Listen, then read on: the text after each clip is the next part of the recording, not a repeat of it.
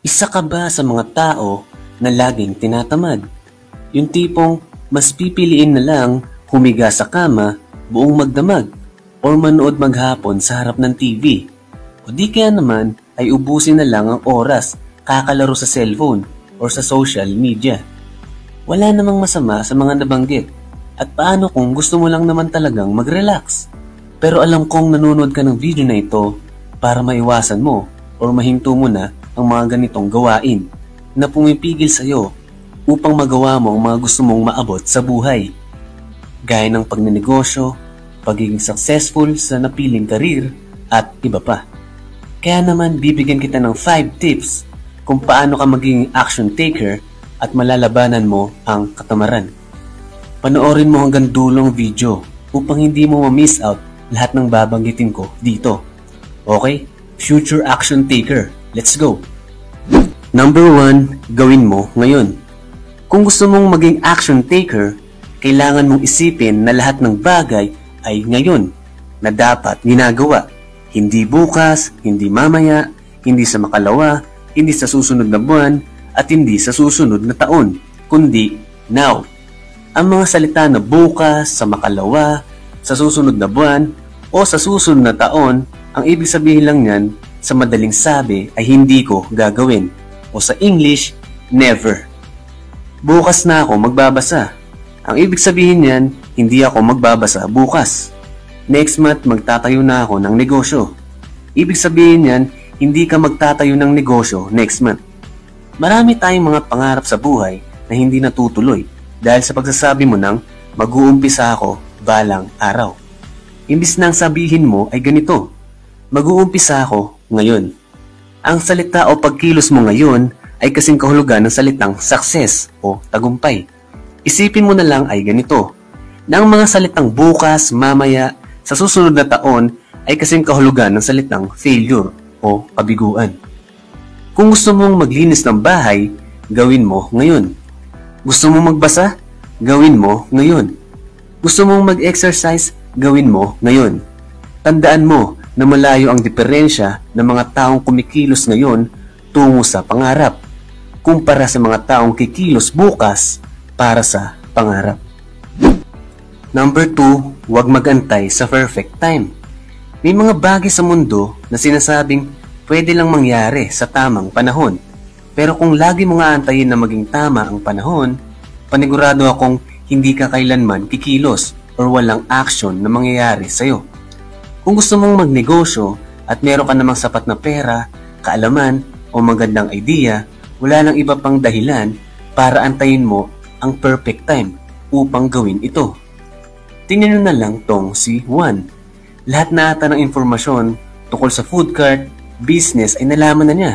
May mga alam naman siyang pwedeng kuhaan ng pwesto at meron din siyang mga naipon na pera mula sa pagtatrabaho ng 20 years. Pero kada umpisan niya na ang negosyo, hinahayaan niya ang sarili niyang magkaroon ng mga excuses gaya ng, nako, madaming kalaban sa business na ito. Hindi yata sapat tong pera ko. Kailangan ko pa ata ng 5 milyon bago ito masimulan. Dami ring asikasuhin na business permit at kung ano-ano pang palusot na nagiging dahilan upang mas lalong madelay ang pagtatayo niya ng negosyo. In short, inaantay niyang maging perfect ang lahat ng kondisyon bago niya umpisahan ang negosyo niya. At dahil na nga hindi perfect ang panahon, hindi na rin niya ito gagawin. 2 dekada nang lumipas at hanggang ngayon ay inaantay pa rin Juan maging perfect ang lahat bago siya mag-umpisa magnegosyo. Ito ang dapat mong gawin upang malabanan ito. Number 1, expect na magkakaroon ng problema. Sa lahat ng bagay sa mundo, mapanegosyo, trabaho, pag-aaral, pag-aasawa, napaka-imposible na hindi ka magkakaroon ng problema. So ang magandang gawin ay handa mong sarili mo na meron talagang mga bagay na hahamon sa'yo sa buhay. Kapag magmamaneho ka mula Makati hanggang Cubao, expect mo nang matatraffic ka at meron chance din na may mga banggaan o aksidente sa daan. Maraming beses din na maabutan ka ng stoplight. Kung antayin mong maging perfect ang lahat, malamang hindi ka na magmamaneho. Pero pwede ka namang gumising ng maaga at magmaneho na agad upang maiwasan ang malalang traffic. Pero makakataya ka ba na walang mangyayari aksidente sa daan? or na hindi ka maaabutan sa stoplight. Tandaan na pwede mong mabawasan lahat ng mga pagsubok, pero hindi mo maaalis ito lahat. Meron at merong problema na darating. Number 2, harapin at lagpasan ang problema. Ang isang successful na tao ay hindi nasusukat sa pag-iwas sa mga pagsubok. Bagkus, ito ay dahil kaya niyang harapin at gawa ng solusyon ang mga problemang ibabato sa kanya, upang sa gayon ay maabot niya ang kanyang pangarap sa buhay. Number 3, maging active. Sa buhay ng tao, dalawang pwedeng mangyari sa iyo. Una, maging passive, at ang ikalawa ay maging active.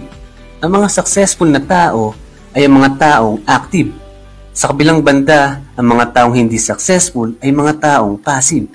Ang mga taong active ay mga taong kumikilos, kayang tapusin ang mga bagay at nagtitake action sa mga idea at plano sa buhay. Ang mga taong passive ay mga taong hindi kumikilos. Dinidelay niya ang mga gawain hanggang sa mapatunayan niya sa sarili niya na hindi niya ito kayang gawin at hanggang sa sasabihin niyang huli na ang lahat. Si one active ay gustong magbasa, so ginawa niya. Si one passive ay gusto ring magbasa, pero pinagpabukas, so hindi na niya nabuklat ang libro at unti-unti na itong nagiging habit. Si one active ay gustong pumasok sa negosyo, so ginawa niya ng paraan at nagkaroon siya ng negosyo.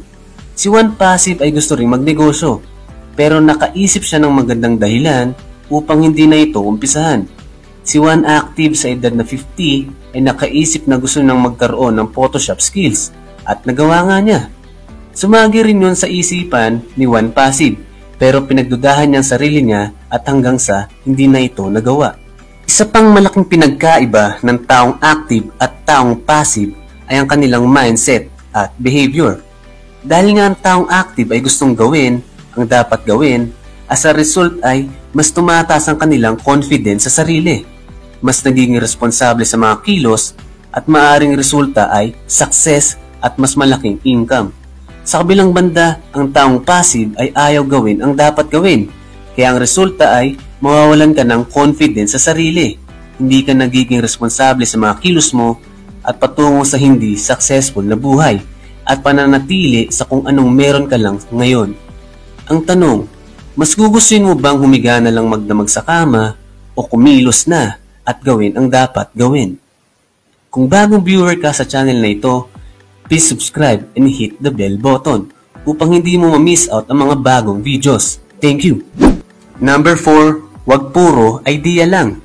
Sa lahat ng material na bagay sa mundo na nakikita mo, halos lahat yan ay galing sa idea o imagination ng isang tao. Gaya ng eroplano, kotse, spaceship, cellphone, mga building at iba pa.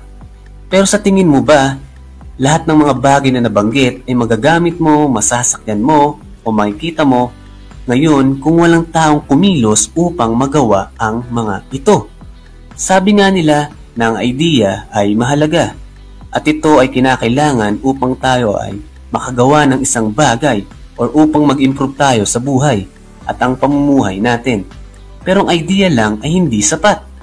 Ang idea na magka-business, ang idea na pumayat, ang idea na maging successful sa buhay ay baliwala kung walang pagkilos. Marami tayong idea sa buhay na binabaon na natin sa limot at ayaw nang maalala pa. Ngunit paglipas ng maraming taon ay para ba tayong minumulto na sana ay ginawa mo ito noong araw. Ang idea kahit average lamang, ngunit may kasamang pagkilos ay mas maganda kumpara sa napakalupit na idea, ngunit pinabayaan at hindi natuloy.